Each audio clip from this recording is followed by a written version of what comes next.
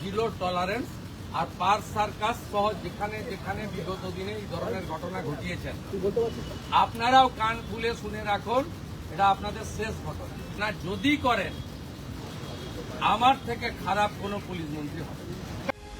তিলজলার উচ্ছেদের আজ রবিবার পাক সার্কাসে বিক্ষোভ সমাবেশ থেকে ধুন্ধুমার, পুলিশের গাড়ি ভাঙচুর, আক্রান্ত পুলিশ কর্মীরা। এরপরই সেখানে গিয়ে কড়া বার্তা শুভেন্দুর। জিরো টলারেন্স আর পার সার্কাস সহ যেখানে যেখানে বিগত দিনে এই ধরনের ঘটনা ঘটিয়েছেন আপনারাও কান খুলে শুনে রাখুন, এটা আপনাদের শেষ ঘটনা। এরপরে আর কোনো এই ধরনের অ্যাকশন আমরা করতে দেব না। যদি করেন আমার থেকে খারাপ কোনো পুলিশ মন্ত্রী হবে। বুলডোজার অ্যাকশন সহ একাধিক ইস্যুর বিরোধিতা। রবিবার দুপুরে একদল বিক্ষোভকারী পাক সার্কাসে জড়ো হয়। পুলিশকে লক্ষ্য করে ইট পাথর ছোড়ার অভিযোগ বিক্ষোভকারীদের বিরুদ্ধে। আহত হন কয়েকজন পুলিশ কর্মী।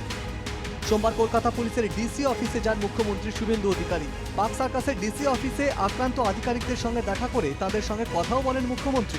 তারপরই জিরো টলারেন্সের বার্তা শুভেন্দু। এই কাজগুলো করবেন না, এই কাজগুলো থেকে বিরত থাকুন।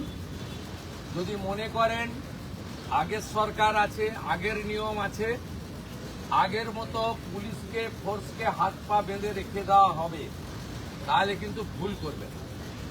তো ক্লিয়ার মেসেজ, জিরো টলারেন্স। এখানেই শেষ নয়, দুষ্কৃতীদের last warning Suvendu Adhikari. Hooliganism, রাউডিজম এবং anti national, anti social activity we are not allowed. আমি পুলিশ মন্ত্রী, হোম মিনিস্টার হিসেবে লাস্ট ওয়ার্ড বলে গেলাম, একটা পুলিশের গায়ে যদি হাত পড়ে এই সরকার তার আইন প্রয়োগ করে যতদূর যেতে হয় হবে। শুধু অ্যারেস্ট নয়, কনভিকশন করানো পর্যন্ত ক্লোজ মনিটরিং করার দায়িত্ব আমাদের থাকে। পুলিশকেও ফ্রি হ্যান্ড দিয়েছেন মুখ্যমন্ত্রী।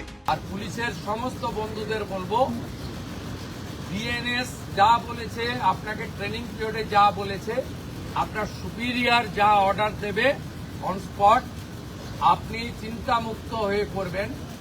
কে কোন দল করেন, কে কোন ধর্মের লোক, কে কোন সম্প্রদায়ের লোক, কে কোন প্রভাবশালীর ক্লোজ লোক, তার এগেনস্টে অ্যাকশন নিতে গেলে 5 বার ভাবতে হবে। আপনারা এই চিন্তা মুক্ত করুন। মাননীয় প্রধানমন্ত্রী বারে বারে বলেছেন, বেঙ্গলে ভয়ে আউট, ভরসা ইন। পাথর ইট ছোড়া নিয়ে কাশ্মীর প্রসঙ্গ টেনে মুখ্যমন্ত্রীর বার্তা, শ্রীনগরে বন্ধ হয়েছে, বাংলাতেও বন্ধ হবে। হঠাৎ করে কিছু লোককে জড়ো করে ধর্মীয় স্লোগান দিয়ে পাথর ছোড়া, এটা শ্রীনগরেও বন্ধ হয়ে গেছে।